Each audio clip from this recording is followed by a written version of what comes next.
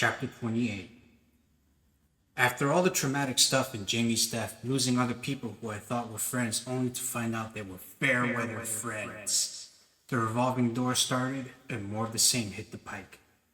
I finally played the game with Ellen, knowing that she had played me before, but how she used me last time, and I promised me the world after she got out of Riverside Regional Jail. I would help her moderately, and then when she was released, I would drive to Petersburg and give her rides. Throughout all of this, she was playing me and using me yet again, but I was blind. I had feelings for Ellen, but kept waiting for the other shoe to drop off. She relapsed and hanging around this other girl found her way back into Riverside Regional. Finally, she turned on me after they transferred her to a women's facility in Goochland. Just because I put a small amount and not exuberant amount on her books, she turned on me yet again. Told me she didn't have time for me. I said, "It looks like you don't have time for anyone, because you are a jailbird." I told her finally off, calling her user and heartless bitch. So the amount of people in my camp diminished, and I was finally seeing people for what they were. These trolls are told about Jamie, and all hell broke loose in the fan. These imbeciles finally connected who Jamie was and the information about her death by first name. Saunders became a major thorn in my side, along with whatever Jeremy S. had said, plus Angela with her loose lips, trashing me and Jamie. Till this day, Angela was so jealous of Jamie, even after her death. Yet after 4 visits to Richmond, never came back. So she was a little obsessive concerning me, to say the least. Very last conversation I had with her, she told me about the death of her dog. She also had a three-way call with me and Kristen. She proved she wasn't stable. Meanwhile, Saunders, along with this foreigner, Martine Redacted, were working together, attacking me, and they would relentlessly attack Kristen. Supposedly, Bo wanted to move to Georgia with his family and sold his trailer to Kristen in TC, Kristen's significant other at the time. Bo dropped out the picture altogether and had a major falling out with Kristen, saying they forced him out his trailer. And then he came talking to the trolls right there, forced by hand, as far as I was concerned, with any dealings with B.O. B.O. was as well shot in a domestic dispute in which all was concerned about him, but eventually he got better through determination through VCU MCV Hospital. He dropped out of the picture after he spoke to the trolls, which was the number one way for anybody to be cut off from the show and interactions with me. Much time was bought. Judge Gibney ruled months before he ruled on the lawsuit with the trolls. He ruled to throw out the lawsuit against the mortgage company and caused then me to be put on the clock with foreclosing proceedings of my house. I was in a whirlwind of trauma. Adding insult to injury, my Mercedes started blowing a blue mist out of the tailpipe and finally caused the car to have a blown head gasket. Made a purchase to minivan 2006 Honda Odyssey. Finally, the gauntlet was dropped, and the mortgage company, through the attorney of the bank, offered me a $5,000 buyout to get me to move out of my childhood home. Very cheap amount considering I wasn't ready to leave. Different people told I should have done a Chapter 13 bankruptcy rather than a Chapter 7. Giving misinformation thought it would stop the foreclosure and reestablish my secured debt. House being an item being secured. I consulted with attorneys and they told me take the $5,000 and run. I said, "No, I want to save my house." Much deliberation, I finally agreed to take the $5,000 and planned the unthinkable about moving out of my childhood home that resided in for 46 years. Practically the only home that I knew. Labor Day weekend of 2018, I packed 80% of my belongings and put them in storage. Got the U-Haul and moved. I felt defeated and knew that I fucked up, but couldn't beat myself up. I bought as much time as I could have until finally I couldn't buy any more time. With all my stuff in storage, my old DJ friend was a manager of local motel in Richmond, so me and Cooper resided there for a short period of time. I met a girl named Crystal there at the front desk, and my DJ friend from years past, Phil. Rehashing episodes from my house, these bitches had military drones flying around my house throughout the last year I resided at my house, and one night I could see strobe lights from the sky shining down on me, aiming at my vehicle. It was a weird experience. These moronic imbeciles started flying drones around my house. Several times I would summons these bitches to fight me. All they would do is take pictures and record conversations.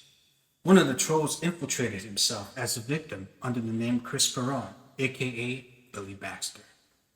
Supposedly backstory, Chris Perron was being attacked in the same manner I was being attacked. The only difference was Billy Baxter is a troll from Canada who stole Perron's identity and played the role of Perron, which was an elaborate ruse to get information out of me and had messages being recorded.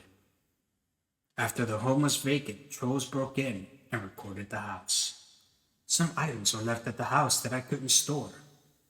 Some minor childhood stuff like my baby crib and the artificial Christmas tree where I couldn't place. Some valuables and the master copy of the recording I had with Susie Quattro in 2008 in which they took and stole. Stuff that was left there in the attic in which I couldn't move. Few stuff and childhood trinkets. It became a nightmare that I had to leave.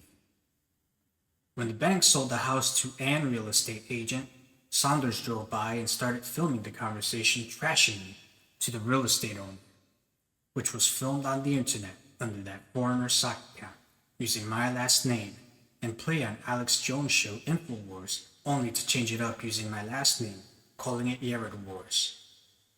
Finally, they filmed video in my house when I was living there.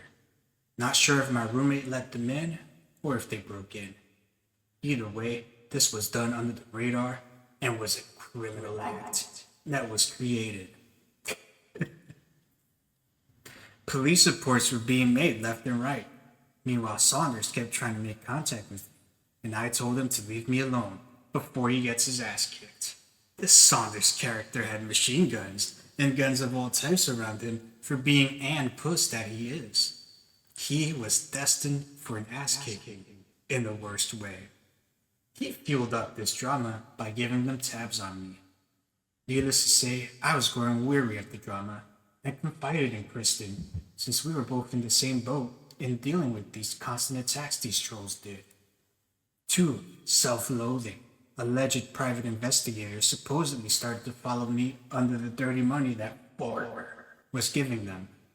Later it was discovered, months after I moved out, they broke in my house while I was living there, showing a lot of valuables and pictures of my father and me as a child.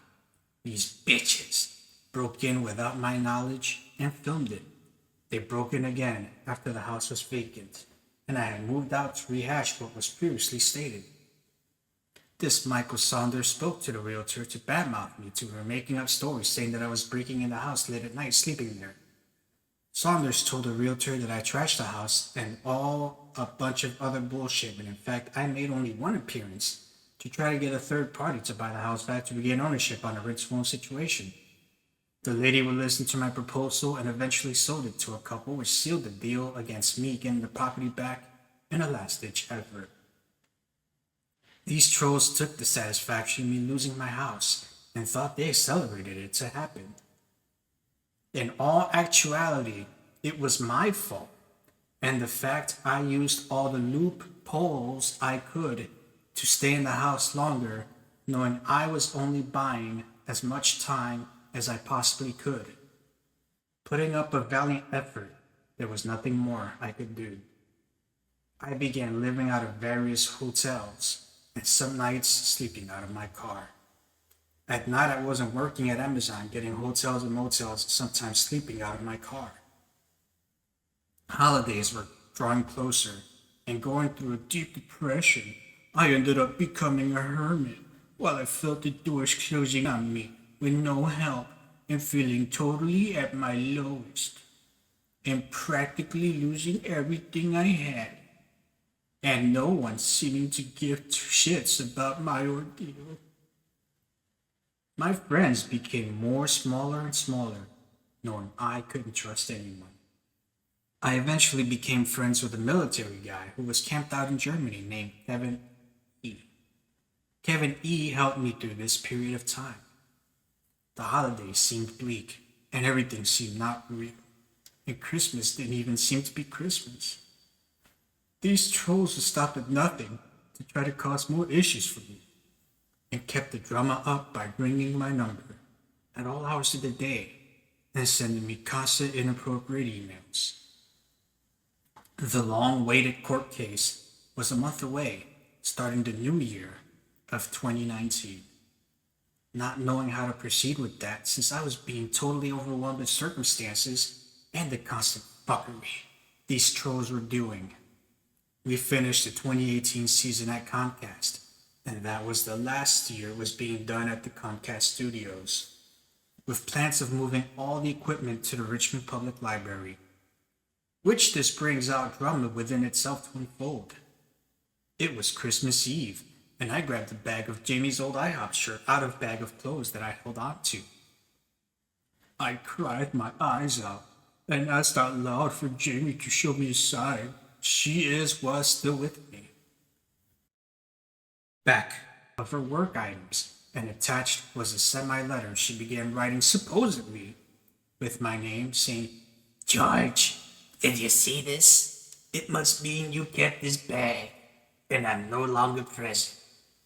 Please be strong, because I'm watching, and realize the sacrifice and the love you have in me." I began tearing up and cried my eyes out. She sent me a message in spirit and only would have meant that she is nearby me. The message I needed and wanted to hear from her in her own words. Throughout this period, I had my transmission give out and had to end up paying for a transmission from a salvage yard, which had sent me back. Door dashing and working with Amazon delivering using their vehicles were the only things that kept me going so I could get my fix and back on the road. I worked tirelessly and got the car fixed. Transmission was put in the car and it began running again normally. I was able to get some peace of mind, but trying to get on top and ahead of the game living out of different motels. Seeming to catch a break by a friend who I met through a friend named Sherry. Throughout, she held me up and I started to become close to her out of a platonic relationship. I had part-time relations with her, and she helped me as well with some money, which I never asked for, but she insisted on helping me with. She had her own cleaning business and met her through a friend. Our relations became some intimate, and yes, she rode Space Mountain, but it was out of everything she saw with her eyes that I was going through being down on my luck. She helped me as much as she could, but couldn't on a regular basis since she was a married woman trying to get out of a bad marriage. So my involvement with Sherry was kept under wraps.